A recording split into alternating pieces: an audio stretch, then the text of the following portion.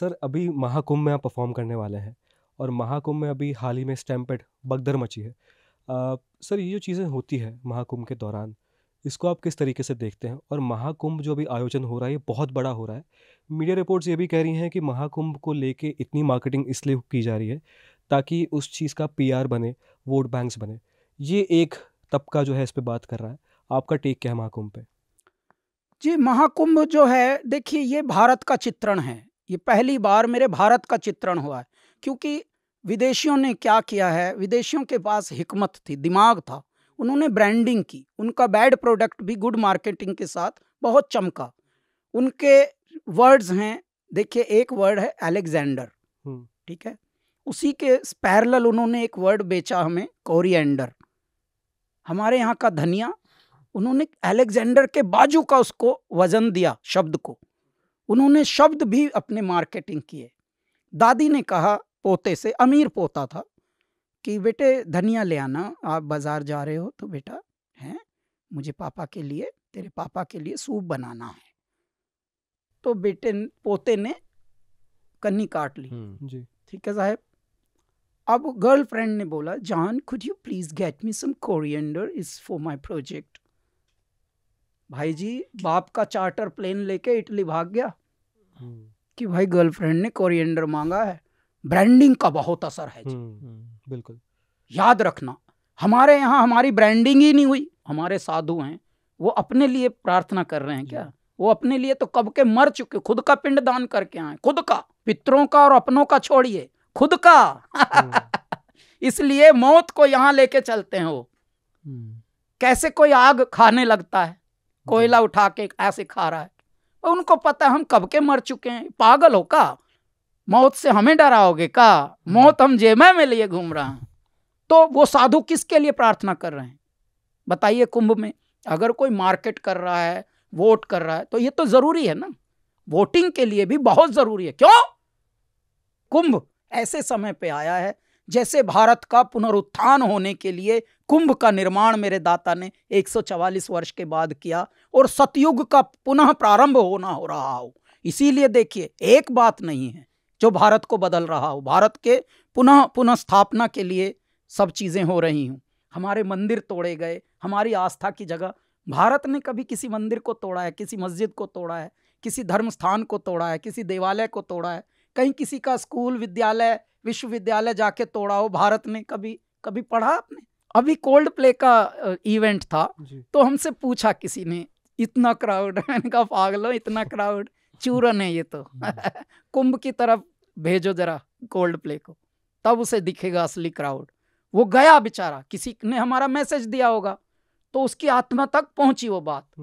वो गया, डुबकी मारी है उसने, उसको समझ आया। देखिए, भारत का जो पढ़ा लिखा इंसान है वो विदेश भागने में लगा है, वो विदेशी बनने में लगा है, और जो विदेशी हैं वो भारत की तरफ उन्मुख हो रहे हैं। वो संस्कृत सीख रहे हैं, संस्कृतों के मंत्र सीख रहे हैं। जितने भी बड़े बड़े पढ़ने वाले हैं, ज़्यादा से ज़्यादा वो पढ़ के क्या करते हैं? यंत्र बनाते हैं। साइंस वाले क्या करेंगे? यंत्र बनाएंगे ना।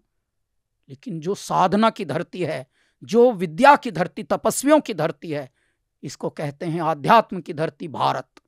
ये क्या बनाती है? मंत्र। और मंत्रों से क्या होता है? आपका मन शुद्ध होता है। मन जिससे शुद्ध होता है, मन को शुद्ध करने वाला तंत्र ही मंत्र होता है। और एक बंदे ने, एक मनुष्य ने एप्पल प्रोडक्ट बनाए, कंप्यूटर मशीन बनाई, फोन बनाए, एप्पल। जब उसका दिमाग पागल हो गया बना बना के कि यार मैंने क्या बना दिया, ये मशीन मुझे ही खाने में जा रही है, खा रही है, ये मशीन का राक्षस मुझे ही पेल रहा है भीतर भीतर। वो कहाँ आया? कैची धाम। कैची धाम आया, एक छोटा से गांव में है, उत्तराखंड के पहाड़ों में, और नदी के किनारे है। चुपचाप खिचड़ी खा के 15-20 दिन ध्यान लगाया, चुप साइलेंस में रहता था। ये कौन है भाई? वो तो लौट के आ रहे हैं और तुम यहाँ से जा रहे हो, तुम पगले हो का? सही कह रहे सर। क्योंकि महाकुंभ की जितनी आपने बातें बताई, उसकी विशेषताएं बताई, उसमें कहीं ना कहीं हमने देखा कि अगर कोई चीज़ पॉपुलर हुई, मीडिया ने भी अगर कुछ हाईलाइट किया, तो उसमें एक मोनालिसा जैसी नाम लड़की, ऐसी देखिए, चीज़ों मैं को आपको हाईलाइट यही किया बता जाए। रहा हूं, भारत का क्या बिगड़ा? हाँ, भारत का चरित्र बिगड़ा। यस, देखो, पत्रकार जो है वो इतना ओछा हो गया। अच्छे में और ओछे में कितना अंतर हुआ। अच्छा, जो कुछ कर सकते हैं वो करते नहीं। इसीलिए हमने क्या कहा शुरू में, एक मंत्र बोला, धर्म ही एक ऐसा है जो होगा अंत में साथी, न पत्नी काम आएगी न बेटा और कोई पोता, मगन ईश्वर की भक्ति में अरे मन क्यों नहीं होता, रहेगा कब तलक मूर्ख यूं ही आलस में तू सोता।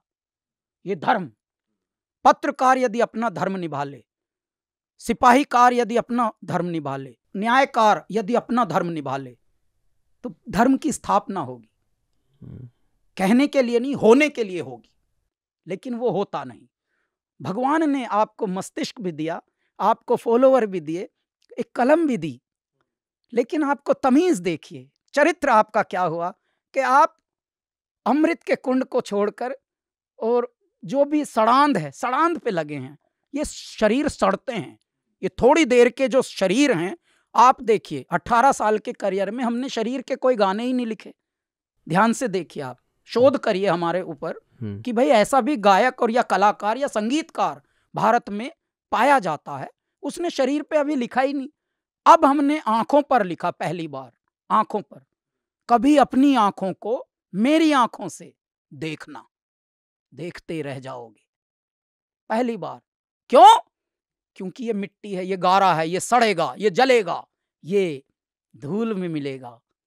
तुम इसकी तारीफ कर रहे हो। कितने दिन का है ये? बड़े बड़े सुंदर शरीर कुछ ही वर्षों तक होते हैं, उसके बाद पिचक जाते हैं। बाबा पिचका देता है। क्यों? बड़े कमजर्फ हैं ये गुब्बारे, चंद सांसों में फूल जाते हैं। गुब्बारे को कह रहा नायक, पर थोड़ी सी बुलंदी पाकर अपनी औकात भूल जाते हैं। तो 10-20 साल में बेचारा शरीर पटक जाता है, दशहरी आम सा हो जाता है। फिर चुड़ के जैसे 15-20 दिन का रखा हुआ दशहरी आम हो, तो आप उसको देखिए। ताज़ा आम अलग है, दशहरी आम 15-20 दिन का रखा हुआ अलग है। वो ऐसा हो जाता है जैसे सूखा छुआरा। इस शरीर की आप किसकी तारीफ करें? तो एक जर्नलिस्ट को ये सब शोभा नहीं देता है। लेकिन जाके आप कितने मूर्खता में, मतलब आपको चांद छूने के लिए भेजा भगवान ने, लेकिन आप कुछ और छू के आ गए, गोबर में हाथ डाल के, और बोल दिया छू लिया हमने तो चांद। कुंभ में गए थे हमने सुंदर आंखों वाली की बात कर दी, हमने फलराम की बात कर दी, बस ऐसे हो गया। ये है साहब, ये खोया है।